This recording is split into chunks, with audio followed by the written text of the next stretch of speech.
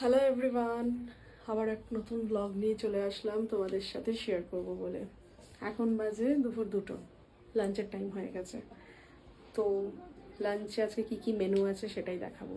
Blog করা হয়নি, কোথাও কিছু নেই। রোজ সকালে উঠে একই, ঘুম থেকে ওঠো, ব্রেকফাস্ট করো, নিজের কাজ করো, তো নতুন করে কিছু দেখানোর নেই। আর আজকে সকাল সকাল না, গতকাল থেকেই হচ্ছিল, মানে সব জায়গাতেই হচ্ছে, বাট আজকে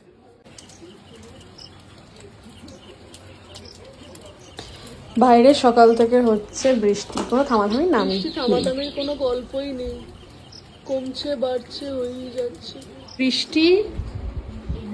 আর এটা কি মাছ বলো তো? সবাই দেখলে ভাববে ইলিশ মাছ। ইলিশ মাছ নয়, এটা আমার মায়ের স্পেশাল কাতলা মাছকে ইলিশ মাছের মতো করে তৈরি করে। কেউ খেয়ে বলতেই পারবে না যেটা ইলিশ মাছ নয়।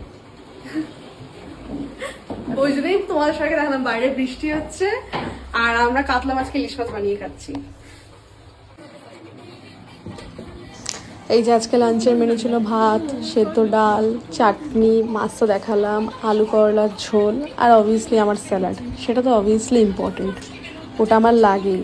হ্যাঁ, শুধু আজকে স্যালাডে লঙ্কা ছিল না, এটাই তফাৎ।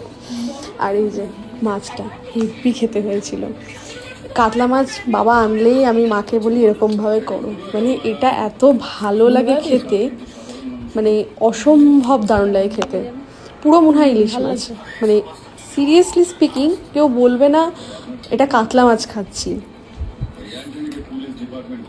আর যদি সাথে একটু ঝাল ঝাল হয়, মানে ঝাল ছাড়া কোনো গল্পই নেই। আমি রান্নায় ঝালটা আমার কাছে খুব ইম্পর্টেন্ট। আর লাস্ট পাতে চাটনি, আহা!